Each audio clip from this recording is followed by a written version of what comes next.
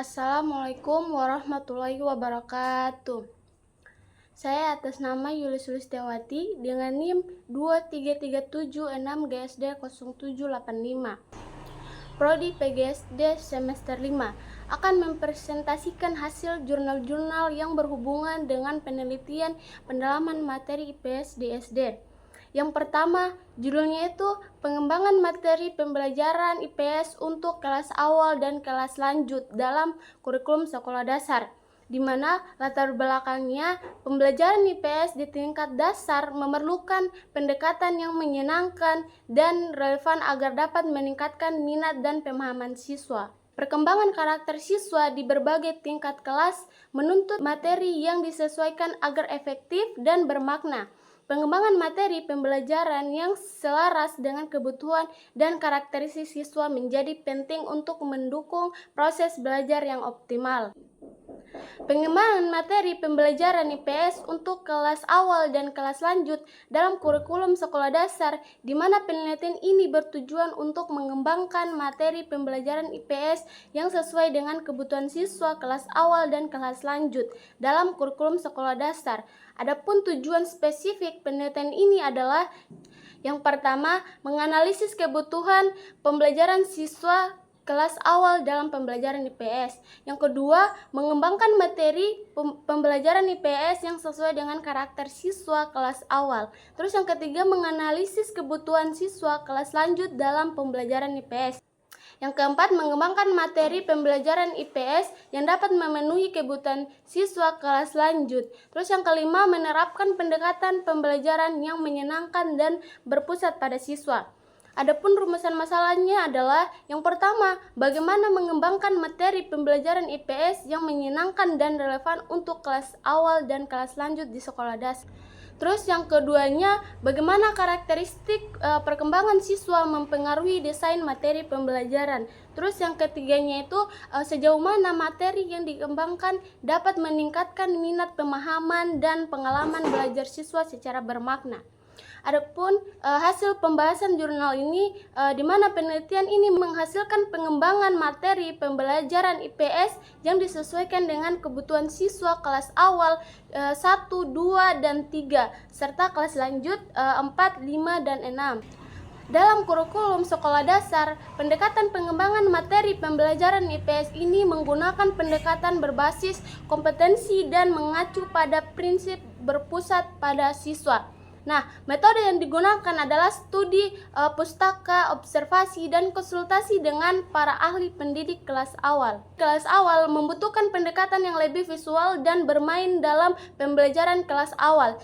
Misalnya, materi tentang lingkungan sekitar disajikan melalui gambar, permainan peran, cerita pendek yang relevan dengan kehidupan sehari-hari anak. Sementara itu, kelas lanjut membutuhkan pendekatan IPS materi pembelajaran untuk kelas lanjut disusun dengan mempertimbangkan perkembangan kognitif dan perkembangan sosial siswa. Misalnya materi tentang sejarah disajikan melalui studi kasus, diskusi kelompok, dan proyek penelitian sederhana yang memungkinkan siswa untuk mengembangkan materi pembelajaran IPS diharapkan dapat meningkatkan minat dan pemahaman siswa terhadap materi IPS serta membantu guru dalam menyajikan materi pembelajaran yang menarik dan relevan dengan kebutuhan siswa. Nah, instrumen yang digunakan untuk mengumpulkan data dalam penelitian ini meliputi satu kuesioner untuk mengumpulkan data tentang kebutuhan dan minat serta preferensi siswa terkait pembelajaran.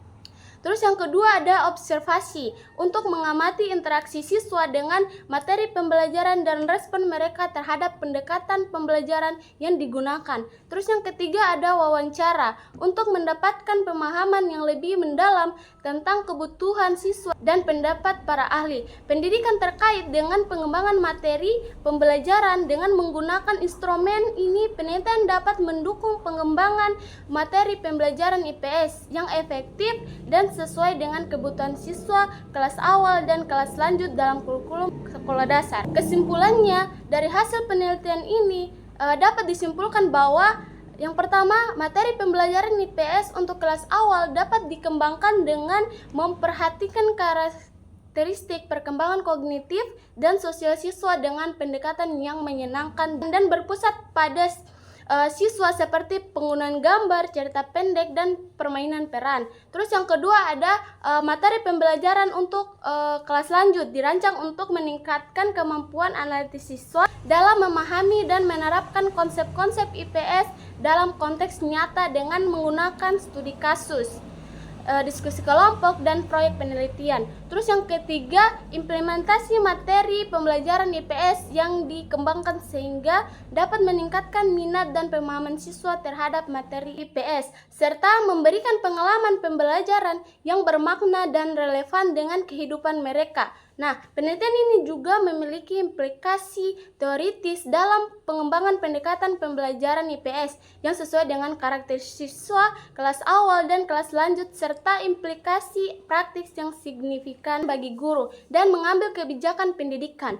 Meskipun demikian, penelitian ini memiliki keterbatasan dan memerlukan penelitian lanjut untuk mendalami aktivitas dan keunggulan pendekatan pembelajaran IPS yang dikembangkan. Dengan demikian, pengembangan materi pembelajaran IPS untuk kelas awal dan kelas lanjut dapat menjadi kontribusi yang berarti meningkatkan kualitas pembelajaran IPS di tingkat pendidikan dasar.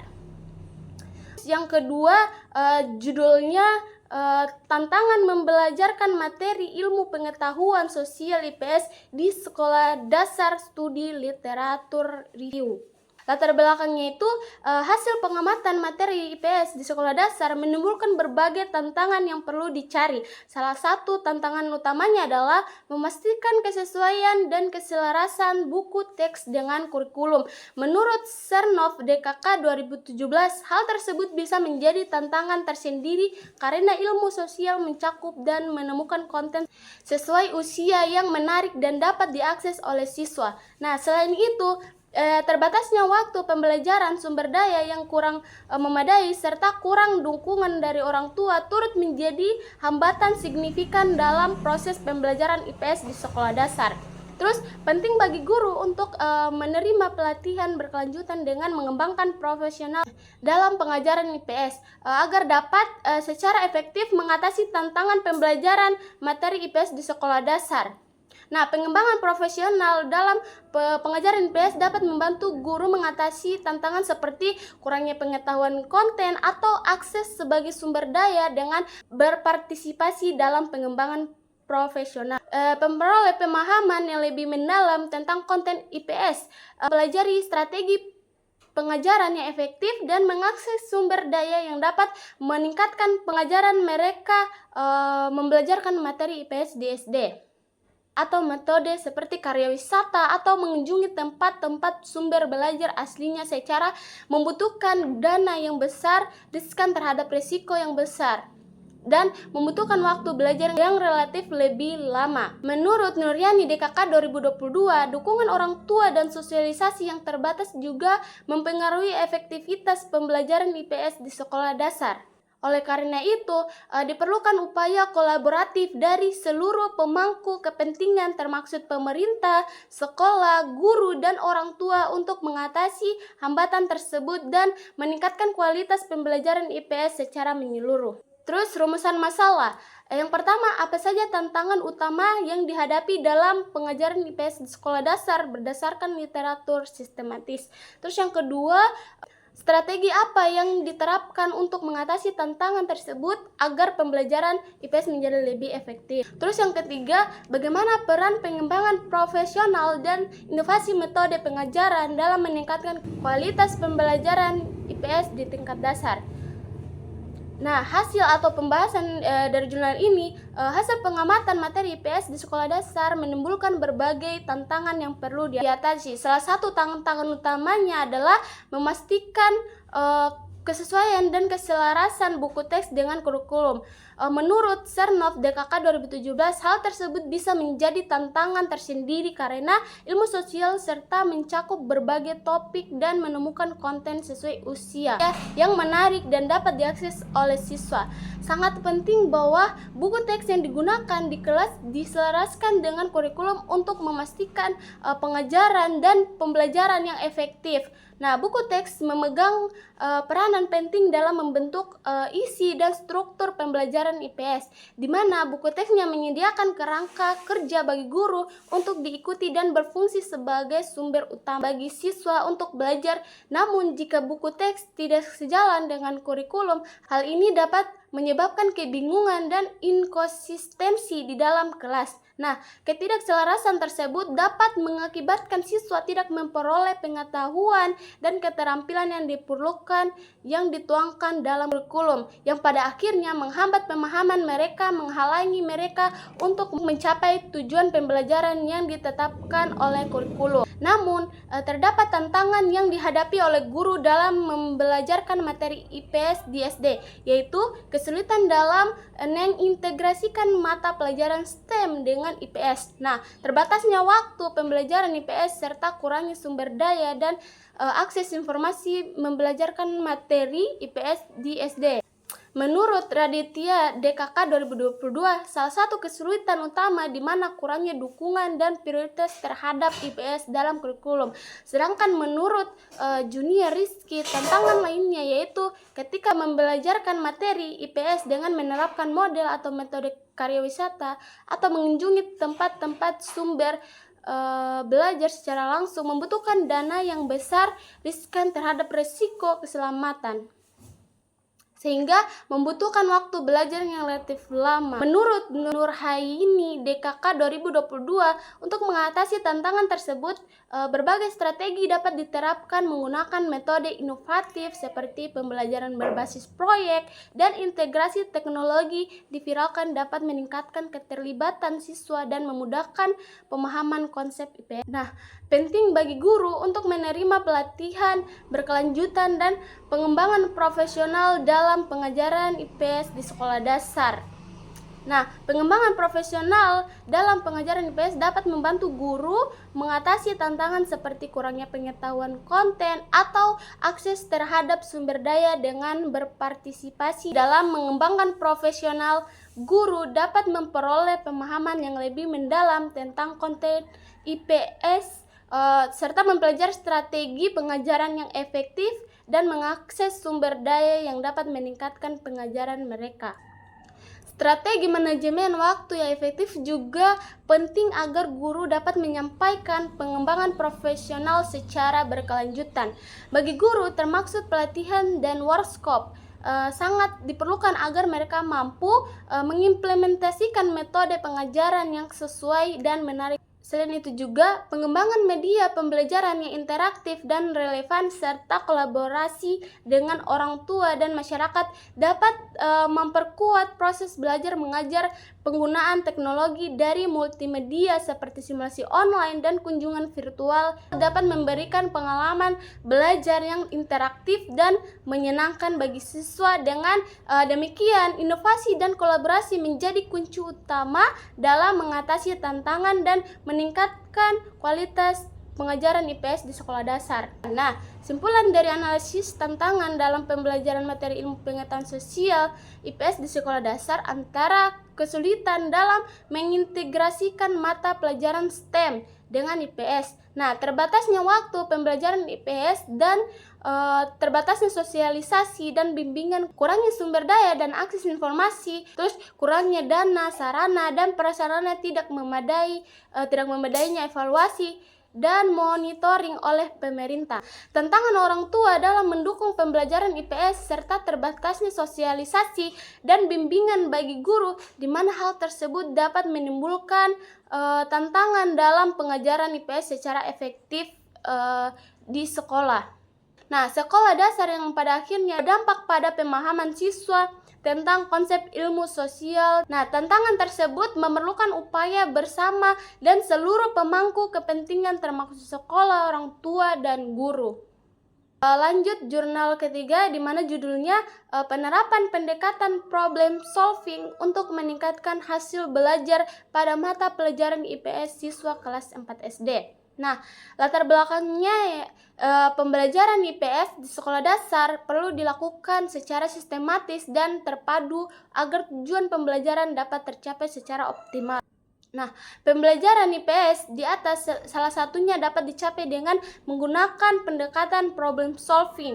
Salah satu mata pelajaran yang dirancang secara sistematis, terpadu, komprehensif untuk mencapai tujuan yang terdapat dalam mata pelajaran IPS tersebut. Di samping itu, IPS juga mendidik dan memberikan bekal kemampuan dasar kepada siswa untuk mengembangkan diri sesuai bakat, minat, kemampuan, dan lingkungan sekitarnya, serta membahas lingkungan antara manusia dan lingkungan tempat wisata tumbuh dan berkembang dengan berbagai permasalahan yang terjadi di lingkungan sekitar. Pendekatan ini diharapkan dapat meningkatkan hasil belajar siswa, terutama dalam memahami konsep-konsep IPS yang bersifat kompleks dan kontekstual. Rumusan masalah dari jurnal ini, bagaimana penerapan pendekatan problem solving dapat meningkatkan hasil belajar siswa pada mata pelajaran IPS di tingkat sekolah dasar, khususnya kelas 4, dan sejauh mana metode ini efektif dalam proses pembelajaran. Meningkat dari 5,5 menjadi 6,4, dan pada siklus 2 meningkat lagi menjadi 8,1. Proses pembelajaran melalui pendekatan ini meliputi langkah-langkah seperti menyadari adanya masalah, merumuskan masalah, dan merumuskan hipotesa, mencari data atau informasi, menguji hipotesa, dan menarik kesimpulan. Hasil pembahasan dari jurnal ini yaitu penelitian ini menunjukkan bahwa penerapan pendekatan problem solving secara berulang dan sistematis mampu meningkatkan hasil belajar siswa secara signifikan pada siklus 1. Nilai rata-rata hasil belajar siswa. Guru berperan aktif dalam memfasilitasi proses ini dengan menyusun rencana pembelajaran yang sesuai dan melaksanakan kegiatan belajar yang melibatkan siswa secara langsung. Penelitian ini menggunakan pendekatan kualitatif dengan data diperoleh melalui tes observasi, wawancara, dan catatan lapangan. Hasilnya menunjukkan bahwa setiap siklus pelaksanaan pembelajaran menunjukkan peningkatan hasil belajar siswa yang menunjukkan efektivitas pendekatan problem solving dalam konteks pembelajaran. Nah, selain itu, pendekatan membantu siswa dalam mengatasi kesulitan belajar dan meningkatkan kemampuan analisis serta pemecahan masalah yang relevan dan materi IPS. Jadi, penggunaan pendekatan problem solving mampu meningkatkan hasil belajar siswa secara nyata dan memberikan pengalaman belajar yang lebih bermakna, di mana guru disarankan untuk mengintegrasikan pendekatan ini dalam proses pembelajaran agar siswa mampu menyelesaikan masalah dalam kehidupan nyata, memahami konsep IPS secara lebih mendalam. Kesimpulannya, penerapan pendekatan problem solving dalam pembelajaran IPS di sekolah dasar terbukti efektif dan meningkatkan hasil belajar siswa, di mana rencana pelaksanaan pembelajaran yang disusun sesuai langkah-langkah problem solving seperti menyadari masalah, merumuskan masalah, menguji hipotesa, dan menarik kesimpulan dapat meningkatkan pemahaman dan kemampuan analisis siswa. Nah, pelaksanaan kegiatan belajar yang melibatkan langkah-langkah tersebut secara aktif mampu meningkatkan hasil belajar dari rata-rata 5,5 pada awalnya menjadi 8,1. Nah, setelah 2 siklus, oleh karena itu pendekatan ini layak dipertimbangkan sebagai alternatif model pembelajaran yang dapat digunakan oleh guru untuk meningkatkan kualitas proses hasil belajar siswa di mata pelajaran IPS. Mungkin itu saja hasil presentasi saya dari ketiga jurnal tersebut.